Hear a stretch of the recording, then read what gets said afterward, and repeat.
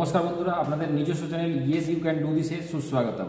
আজকে আমি যে চাকরির নোটিফিকেশনটা নিয়ে এসেছি সেটা national capital region transport corporation, সোজা কথায় পরিবহন দপ্তরের নিয়োগ। কিভাবে আপনারা অ্যাপ্লাই করবেন সমস্ত কিছু আমি আমার ডিটেলসে কম্পিউটার স্ক্রিনে নিয়ে গিয়ে দেখিয়ে দেবো। চ্যানেল যদি প্রথমে এসে দেখেন তাহলে চ্যানেলটিকে সাবস্ক্রাইব করে রাখুন, কারণ এইরকম নোটিফিকেশন কিন্তু আমি প্রতিদিন নিয়ে আসি। চলুন আমি আমার কম্পিউটার স্ক্রিনে নিয়ে যাই, ডিটেলসে বলে দিই কীভাবে অ্যাপ্লাই করতে হবে, কিভাবে আপনাদের কি ফিস লাগবে, কি ক্রাইটেরিয়া আছে এবং কি পোস্ট আছে। যে নোটিফিকেশানটা বেরিয়েছে ন্যাশনাল ক্যাপিটাল রিজিয়ন ট্রান্সপোর্ট কর্পোরেশনের তরফ থেকে। ভ্যাকেন্সি নোটিশটা এখানে নাম্বারটা দেওয়া আছে। বেরিয়েছে 24 মার্চ 2025-এ এবং এন্ড ডেট যেটা 24/4/2025 আছে, সেটা অ্যাকচুয়ালি 24/4 না 24/5/2025, এবং এটা সিবিটি পরীক্ষার মাধ্যমে কিন্তু আপনাদের নিয়োগটা করা হবে। কি পোস্টে আছে দেখুন। পোস্ট আছে junior engineer electrical, junior engineer electronics, junior engineer mechanical, junior engineer civil, এছাড়া programming associate, HR assistant, corporate hospitality, junior maintainer electrical, junior maintainer mechanical. প্রত্যেকটা ক্ষেত্রে কিন্তু এখানে যে এজ আছে, এজটা কিন্তু 25 দেওয়া আছে প্রতিটার ক্ষেত্রে, এবং স্যালারি কিন্তু 22,800 থেকে 75,850 পর্যন্ত। এখানে আপনাদের 3 বছরের ইলেকট্রিক্যাল থাকলে জুনিয়র ইঞ্জিনিয়ার ইলেকট্রিক্যালে অ্যাপ্লাই করতে পারবেন।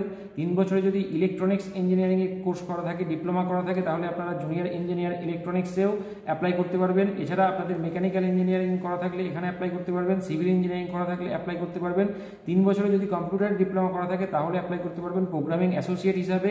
3 বছরে যদি গ্র্যাজুয়েশন করা থাকে, বিবিএ বা বিবিএম করা থাকে, তাহলে আপনারা অ্যাসিস্ট্যান্ট এইচআর হিসাবে অ্যাপ্লাই করতে পারবেন। গ্র্যাজুয়েশন করা যদি থাকে হোটেল ম্যানেজমেন্টের ক্ষেত্রে, তাহলে কিন্তু আপনারা এই অ্যাসিস্ট্যান্ট কর্পোরেট হসপিটালিটিতে অ্যাপ্লাই করতে পারবেন। এছাড়া যদি আপনাদের আইটিআই করা থাকে তাহলে আপনারা জুনিয়র মেনটেনার ইলেকট্রিক্যাল, বা আইটিআই করা থাকলে আপনারা জুনিয়র মেনটেনার মেকানিক্যাল হিসাবেও কিন্তু আপনারা জয়েন করতে পারবেন।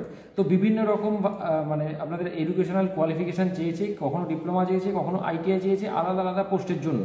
কিভাবে সিলেকশনটা হবে? সিলেকশনটা হবে পুরোপুরি কম্পিউটার বেসড টেস্ট হবে, মানে সিবিটি টেস্ট হবে।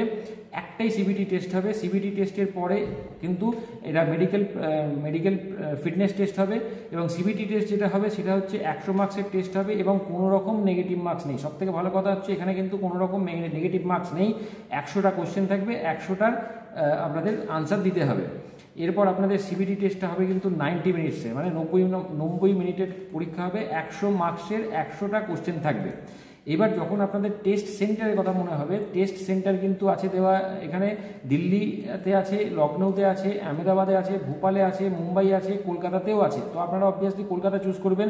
এছাড়া ভুবনেশ্বরে আছে, হায়দ্রাবাদে আছে, ব্যাঙ্গালোরে আছে, আর চেন্নাইতে আছে।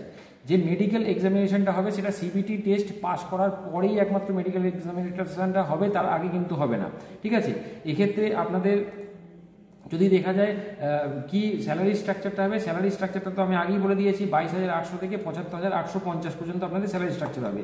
পেমেন্ট করবেন কিভাবে? পেমেন্ট এখানে কিন্তু আপনাদের যখন অ্যাপ্লাই করবেন, অ্যাপ্লাই করার সময় আপনাদের 1,000 টাকা এক্সক্লুসিভ জিএসটি, মানে জিএসটি বাদ দিয়ে 1,000 টাকা কিন্তু আপনাদের ফিস পে করতে হবে। এসসি, এসটি বা পিডাব্লিউডির ক্ষেত্রে কিন্তু কোনো রকম ফিস লাগছে না। তো ফিস পেমেন্ট করবেন কিন্তু লাস্ট ডেটের আগে করে দেওয়ার চেষ্টা করবেন। অনেক সময় কি হয়, সার্ভার ডাউন হয়ে যায়, যে কারণে ফিস পেমেন্ট করতে পারা যায় না। তো কিভাবে অ্যাপ্লাই করবেন? অ্যাপ্লাই করার জন্য প্রথমেই আপনাদের এই যে ওয়েবসাইটটা দেওয়া আছে www.ncrtc.in, এখানে ক্লিক করবেন। ক্লিক করার পর ক্যারিয়ার অপশানটায় যাবেন, এবং যে নোটিফিকেশানটা নাম্বারটা বললাম সেই নোটিফিকেশান নাম্বারটা বা ভ্যাকেন্সিটা এখানে কিন্তু দেওয়া থাকবে।